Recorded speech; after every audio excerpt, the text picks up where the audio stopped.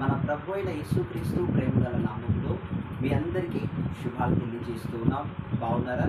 ఈరోజు కొరకు దేవుడు మనకు తెలియజేస్తున్న మాటలు, వాటిని విని జాగ్రత్తగా ఆ ప్రకారం నడుచుకున్నప్పుడు మనం స్థితిగతులు ఉన్నట్లు ఎప్పుడు ఉన్నట్లే ఉండవు, కానీ అవి సరికొత్తమైనవిగా మార్చగలిగిన శక్తి దేవుని వాక్యానికి ఉంది. కనుక దేవుని వాక్యాన్ని, దేవుని మాటల్ని మనము నమ్మి విశ్వసించినప్పుడు గొప్ప అద్భుతాలను, గొప్ప కార్యాలను మనం చూస్తాం. అంతేకాదు, దేవా ఏదైనా నా జీవితానికి నీవే చేయాలి అని తగ్గింపులోకి మనం వచ్చినప్పుడు కూడా తక్షణమే దేవుని విలువైన మహత్తరమైనటువంటి కార్యాలను మన జీవితంలో చూడగలుగుతాం. అట్లాగా పరిశుద్ధాత్మదేవుడు మన ఆత్మీయ కన్నులను తెరచునుగాక. ఆమేన్.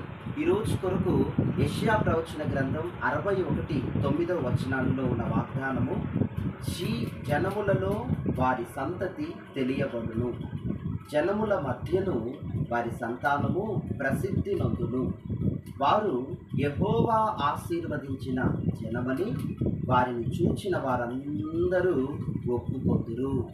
ఈ వాక్య భాగాన్ని బట్టి దేవునికి స్తోత్రం కలుగునుగాక. అందరి మధ్యను ప్రసిద్ధి గాంచాలని దేవుడు వాంఛిస్తూ ఉన్నాడు. మనం ప్రసిద్ధివంతులముగా, ప్రసిద్ధి గాంచిన వారముగా ఉండి వారి కన్నుల ఎదుట ఇది యెహోవా ఆశీర్వాదమని, యెహోవా వీరికి ఆశీర్వదించాడు, ఇది యెహోవా ఆశీర్వాదమని వారు ఒప్పుకునేటట్లు, వారు అనేకులకు చెప్పునట్లుగా దేవుడు ఒక కార్యాన్ని మన ఎడల సంకల్పించబోతూ ఉన్నాడు. దేవునికి స్తోత్రం కలుగునుగాక.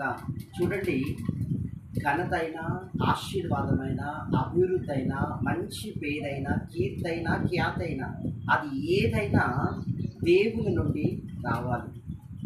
ఏ మనిషి వలన ఏమీ రాదు, ఏమీ జరగదు. జరగాల్సిందంతా దేవుని నుండి జరగాలి. రావాల్సిన ఆశీర్వాదం అంతా దేవుని యొద్ద నుండి మనకు రావాల్సినదై ఉన్నది. అందుకే అబ్రహామును మనం గమనిస్తే, అబ్రహాముతో ఐగుప్తు రాజులు అంటున్నారు, అయ్యా ఇదిగో మేము బంగారు ఇస్తాం తీసుకో, ధనం ఇస్తాం తీసుకో అని అన్నప్పుడు అబ్రహాం అంటూ ఉన్నాడు, అయ్యా నా దేవుడు ఆశీర్వదించే దేవుడు, నా దేవుడు ఆశీర్వదిస్తాడు అని తీసుకోలేదు. అట్లాగా నీ బంధువులలో, నీ జనములలో, నీ స్నేహితులలో ఏది ఆశించద్దు, ఏది అడగద్దు. నీ దేవుడు నీకు నమ్మదగిన దేవుడిగా ఉన్నాడు. నీవు కూడా కట్టుబడి దేవునికి నమ్మకంగా అన్ని విషయాల్లో నడుచుకున్నప్పుడు, వాక్యానికి అనుగుణంగా వెళ్ళినప్పుడు, దేవుని సన్నిధికి అనుగుణంగా నీవు ప్రవర్తించినప్పుడు దేవుడి వాగ్దానం తక్షణమే ఈరోజు ఇది నీ జీవితంలో జరుగునుగాక, నెరవేరునుగాక. ఆమేన్. హల్లెలూయా. దేవుడు చెప్పిన ఈ మాట నీ జీవితంలో నెరవేర్చబోతూ ఉన్నాడు.